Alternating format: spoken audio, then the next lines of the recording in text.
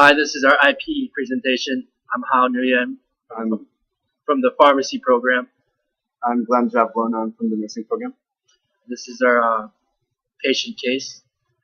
We interviewed over the phone a 60-year-old Caucasian male on May 26, 2014. This patient has a history of hypertension, type 2 diabetes, hyperlipidemia, and sleep apnea as well. He complains of constant headaches, dizziness, and fatigue. He stated that the headache is only relieved when resting, and he feels dizzy when standing up, but otherwise feels normal. The patient denies any shortness of breath, chest pain, or muscle weakness. He has reported no loss of vision, no leg pain or swelling. The patient complains of frequent urination and feeling cold, but denies any chills or fever. He complains of difficulty breathing when sleeping. The patient has gained weight over the past year since diagnosed with type 2 diabetes. The daily activities was reported to be inactive due to retirement and also limited to no physical activity. The patient has stated smoking half a packet of cigarettes per day in the past 5 years. The patient is admitted to drinking 3 alcoholic beverages per day. Patient has had gallbladder surgery over the past 10 years. 10 years ago. It's a family history of stroke from his father. His sister has a history of hypertension, and his brother has a history of type 2 diabetes. Some objectives for regards to immunizations. All the patient's immunizations are up to date. The influenza vaccine was given a year ago. Tdap was 3 years ago, and the herpes zoster was 2 years ago. The patient is allergic to penicillin. Medications that the patient reported were metformin, 500 milligrams by mouth twice every day. Atorvastatin, 20 milligrams by mouth every day. Amlodipine, 5 milligrams by mouth every day. Atenolol, 50 milligrams by mouth every day. Fish oil tablets, 1,000 milligrams by mouth every day. And a multivitamin by mouth every day. The patient reports being well, moderately, and the patient was moderately obese. Vitals include blood pressure being 145 over 95, heart rate 64, respiratory rate at 18, temperature at 36.4 degrees Celsius, weight 95.45 kilograms, height 5'7", and BMI at 32.9. The neuro shows that the patient was alert-oriented ×3. After further assessing the patient's information with my partner here, after checking the vital signs, I found that his current blood pressure is 145 over 95 milliliters of mercury. And this is not the appropriate goal range. According to the GNC 8 guidelines, the appropriate goal range for a diabetic patient is 140 over 9, less than 140 over 90 millimercuries. We found that this patient is currently stage 1 hypertension. After reviewing the patient's information, we concluded that the drug selection was not optimal. The patient is currently taking amlodipine 5 milligrams by mouth daily, as well as atenolol 50 milligrams by mouth daily to control his blood pressure as a diabetic patient. These medications are not effectively adequate for controlling his blood pressure as a diabetic patient. A more effective alternative medication therapy is available. The patient is also not on any prophylactic therapy to decrease the likelihood of myocardial infarctions or stroke. Further assessment based on the patient's interview. Lifestyle modifications are needed due to weight gain, as well as there's no diet plan to follow, which is also important to a hypertensive patient. The nursing assessment confirms that the blood pressure is at stage 1 hypertension. The patient also complains about a headache that is relieved upon resting, which could be related to the increased blood pressure. And reviewing vital signs also concludes that the patient has a BMI of 32.9, which places him at the obese category. Reviewing, after coming up with a plan to treat this patient, our goals of therapy are to reduce and control the blood pressure in order to reduce hypertensive associated morbidities and mortality.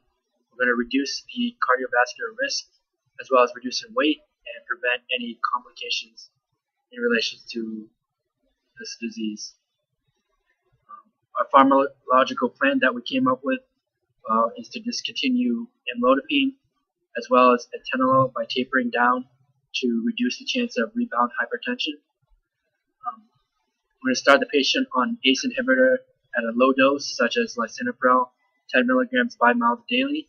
If the blood pressure is not controlled, we'll titrate up to the max dose.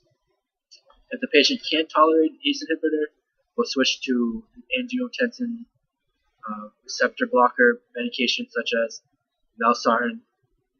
Adjunction therapy with an thiazide diuretic is also possible, or with a calcium channel blocker medication. The patient also meets the requirement for aspirin therapy. Starting the patient on aspirin for prophylactic therapy to reduce the chance of myocardial infarctions or stroke. We're going to avoid beta blockers if possible, but can be used as a last line adjunctive therapy. And this is only because there's poor evidence in the use of beta blocker in controlling blood pressure. Nursing interventions would include educating the patient on weight loss diets such as the DASH, which is the dietary approaches to stop hypertension.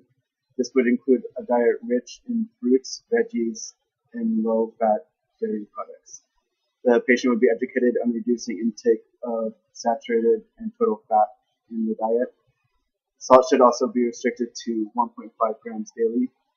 Alcohol should also be limited to about 2 servings a day because alcohol can increase blood pressure. And the patient will also be educated on increasing physical activity.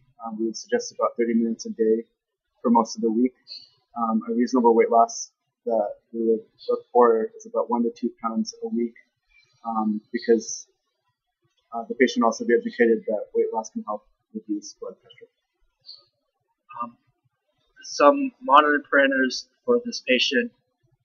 We should monitor for signs and symptoms of progressive hypertension associated target organ diseases such as stroke, myocardial infarctions, retinopathy, or chronic kidney disease.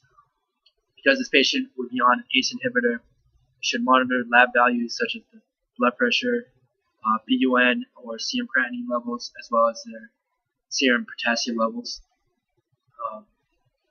In terms of toxicity or adverse effects, being on an ACE inhibitor, some common side effects are hypokalemia, hypotension, a cough, a dry cough with most ACE inhibitors, dizziness, fatigue, nausea, vomiting, as well as impaired renal function. We should probably see therapeutic effects after 4 to 6 weeks of changing in the therapy.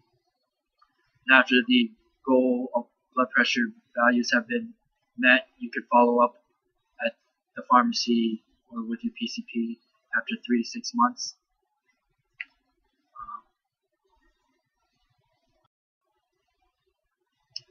Some patient education, we will tell the patient that we'll be discontinuing the atenolol and amlodipine medication.